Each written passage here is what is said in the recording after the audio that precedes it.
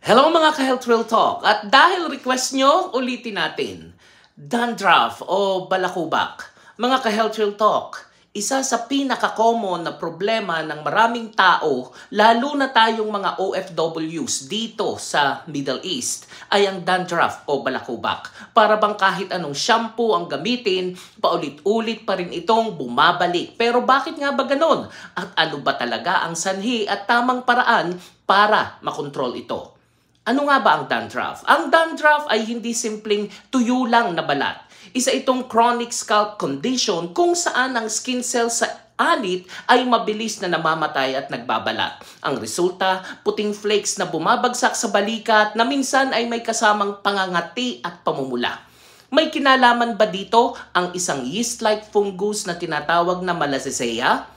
Natural itong nakatira sa ating balat, pero kung minsan ay dumadami ng sobra dahil sa imbalance at dito na nagsisimula ang balakubak. May kinalaman ba ang klima at tubig sa Middle East?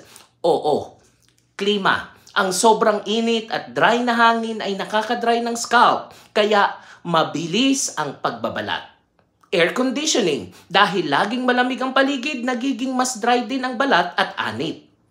Tubig.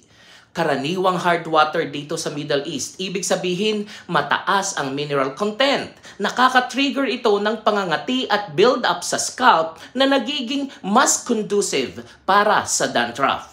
Bakit nga ba paulit-ulit? Dahil ng stress at pagod. Common sa OFWs kapag stressed, mas nagiging oily o dry ang scalp. Maling shampoo. Akala ng iba mas mabango at mas mabisa? Hindi. Pero dapat anti-dandruff talaga ang formulation. Hormonal changes, kaya mas madalas ito sa adults kaysa sa bata. Seborrheic dermatitis. Kung grabe at may redness, hindi na ito simpleng dandruff, kundi skin condition na kailangan na ng dermatologist. Paano makokontrol? Gumamit ng anti-dandruff shampoo na may zinc pyrithione, selenium sulfide, ketoconazole o salicylic acid. Huwag laging magpalit ng shampoo. Bigyan ng 2 hanggang 3 linggo para makita kung effective. Banlawan ng maigi dahil ang residue ng shampoo ay nagtitrigger din ng flakes. I-manage ang stress, meditation, exercise o simpleng pahinga. Hydrate well, uminom ng tubig at iwasan ng sobrang matataba at oily na pagkain.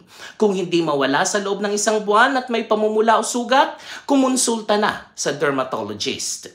Mga kababayan, tandaan, ang balakubak ay hindi lamang simpleng flaky scalp. Isa itong kondisyon na konektado sa ating lifestyle, stress at mismong kapaligiran. Hindi nakakahiya pero kailangan aksyonan dahil ang malinis at malusog na anit ay hindi lang tungkol sa itsura, kundi tungkol sa overall health mo. Ako po si Arlene para sa Health Real Talk. Have a nice day, everyone.